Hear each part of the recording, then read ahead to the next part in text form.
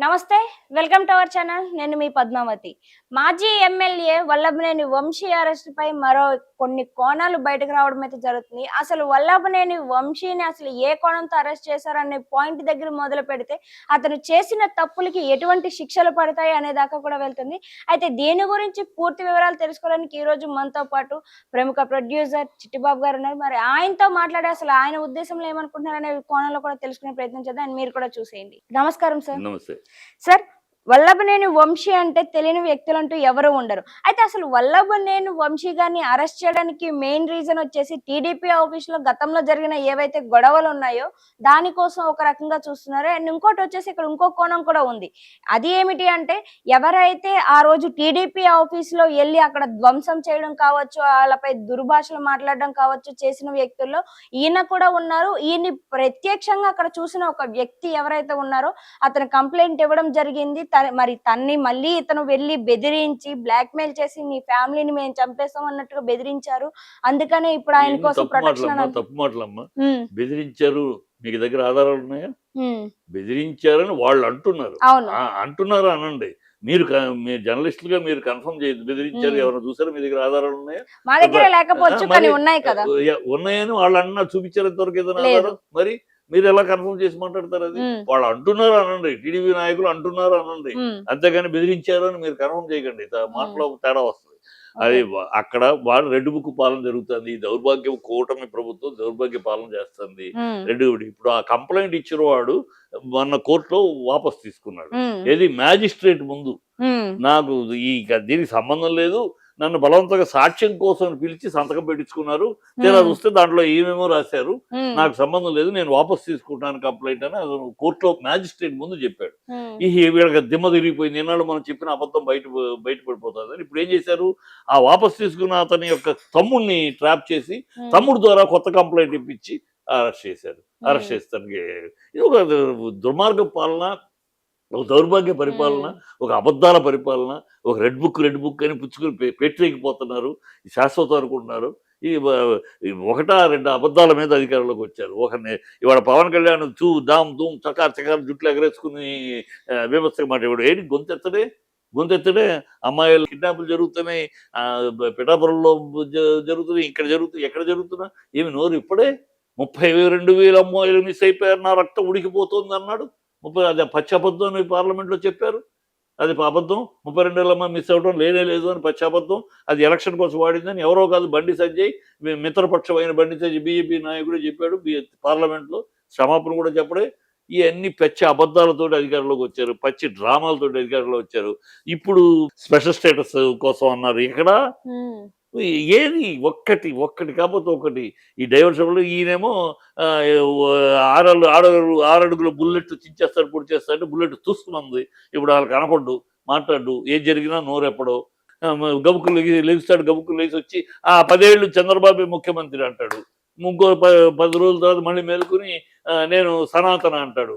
ఒకప్పుడు మళ్ళీ నేను క్రిస్టియన్ అంటాడు. ఏం మాట్లాడుతాడో తెలియదు. ఆయన అట్లాగు ఈ చంద్రబాబు ఏమో కేవలం ప్రజలను మభ్యపెట్టడానికి ఎంత మభ్యపెట్టాలి, ఎలా మభ్యపెట్టాలి, మన చెప్పిన అబద్ధాలని ప్రజలు గుర్తుంచుకోండి, ఏం చేయాలి, డైవర్షన్ పాలిటిక్స్ ఆయన చేస్తూ ఉంటాడు. ఈ మధ్యలో లోకేష్ ఒక రెడ్ బుక్ ఎర్ర బుక్ అని చెప్పి కూర్చున్నాడు. ఇది పాలన. వీళ్ళు కక్ష సాధింపు తప్పితే ప్రజలను డైవర్ట్ చేయడానికి ప్రజలు ఎక్కడికి వెళ్ళినా తెలుగుదేశం వాళ్ళు నిలదీస్తున్నారు, ఈ కూటమి నిలదీస్తున్నారు, పవన్ కళ్యాణ్ నిలదీస్తున్నారు. ఏది మీరు మీకు మీకు మీకు నీకు ఎంతమంది ఉంటుంది? 15,000 ఎక్కడా? 18 ఏళ్ళు దాటిన వాళ్ళకి 1,500 ఎక్కడా? ఉద్యోగం లేని వాళ్ళకి రైతులు రుణమాఫీ ఎక్కడా?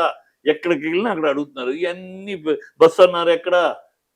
గ్యాస్ అన్నారు ఎక్కడా? అన్ని పచ్చి అబద్ధాలు మాట్లాడి వచ్చారు. ఎక్కడికి వెళ్తే అక్కడ నిలదీస్తున్నారు. ఈ నిలదీతని ప్రజల యొక్క ఆగ్రహాన్ని నుంచి తప్పించుకోవడానికి ఇక వాడిని అరెస్ట్ చేస్తున్నాం, వీళ్ళు అరెస్ట్ చేస్తున్నాం, అది చేస్తున్నాం దౌర్భాగ్యపు డ్రామా తప్పితే ఏంటి అరెస్ట్ చేసేది? అరెస్ట్ చేసి ఏం చేస్తారు? ఎంతమందిని అరెస్ట్ చేస్తారు? ఇప్పటికే చాలా చేస్తున్నారు. కార్యకర్తలను ఎవరు పడితే వాళ్ళని బెదిరించి ఎన్నాళ్ళు పరిపాలిస్తారు? ఇట్లాగూ ఎన్నాళ్ళు పరిపాలిస్తారు? ఇప్పుడు ఒక్క చోట బై ఎలక్షన్ వస్తే నామరూపాలు ఉండవు. ఈ కూటమి ఎక్కడైనా బై ఎలక్షన్ వస్తే నామరూపాలు ఉండవు. అంత ఆగ్రహంతో ఉన్నారు ప్రజలు. ఎంత మోసపోయాం, ఎంత అబద్ధాలు వీళ్ళు నమ్మాము, ఈ అబద్ధాలు నమ్మి మోసపోయామని ప్రజలు శాపనార్థాలు పెడుతున్నారు. అక్కడ నుంచి తప్పించుకోవడానికి ఈ డైవర్షన్ పాలిటిక్స్ తప్పితే ఇలా ఇది ఎంత ఒక దౌర్భాగ్య పరిపాలన, దుర్మార్గ పరిపాలన, దుష్టభూయిష్టమైన పరిపాలన, అబద్ధాల ఆరబోత పరిపాలన, అసహ్యమైన జిగుత్సాకరమైన నీచ నికృష్ట భ్రష్ట పరిపాలన జరుగుతుంది ఆంధ్ర రాష్ట్రంలో ఈ కూటమి ప్రభుత్వంలో.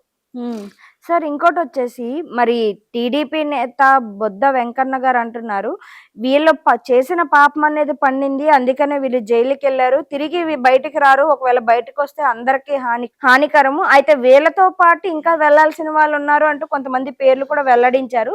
కొడాలి నాని, పల్లి శ్రీనివాస్ ఇలాంటి మరి కొంతమంది పేర్లను అయితే ఇతను జోడించి చెప్తున్నారు హాస్యంగా. సో దీనిపైన మీ ఒపీనియన్? అలాగే ఇప్పుడు ఒళ్ళు బలిసి ఒళ్ళు అహంకారంలో ఉన్నప్పుడు ఇలాంటి మాటలు వస్తూ ఉంటాయి. అహంకారంలో ఉన్నారు వాళ్ళు. ఏదో కూటమి ఒకళ్ళ లెక్కలు ఒకళ్ళ కాళ్ళు ఒకళ్ళు పట్టుకుని ఒకళ్ళ చేతులు ఒకళ్ళు పట్టుకుని ఏదో మొత్తానికి అధికారం వచ్చేసారు. ఒంటరిగా నుంచుంటే వీళ్ళు అడ్రస్ లేకుండా పోయేవారు. ఏదో కలిసి కొట్టుకుని అవి వాళ్ళ కాళ్ళు వీళ్ళ కాళ్ళు ఒకళ్ళ కాళ్ళు ఒకళ్ళు పట్టుకున్నారు, ఒకళ్ళ కాళ్ళు ఒకళ్ళు పిసుకున్నారు, మొత్తానికి వచ్చేసారు అధికారంలోకి. ఆ అహంకారం ఏదో ప్రజలు కోరుకుంటే రాలా.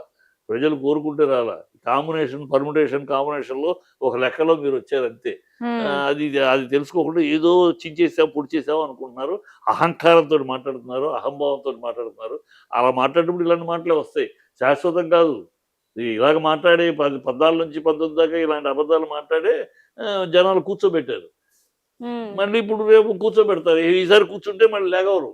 ఒకసారి నమ్మారు, మోసపోయారు పోయినసారి 14లో. అయినా మళ్ళీ నమ్మారు, అయినా మోసపోయి సరే చూద్దాం మళ్ళీ అని నమ్మారు. ఈసారి కూడా ఈ మోసం చేస్తున్నారంటే ఈ మనుషులు ఇంతే, వీళ్ళ నైజం అంతే.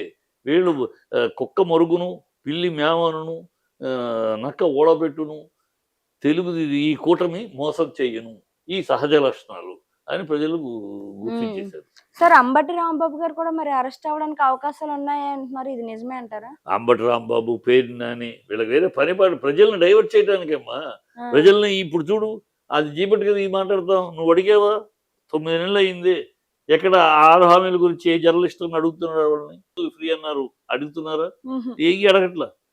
లడ్డు అని ఒకసారి, విజయసాయి రెడ్డి అని ఒకసారి, ఇంకో గడిది గుడ్డు అని ఒక్కోసారి, ఈ తప్పితే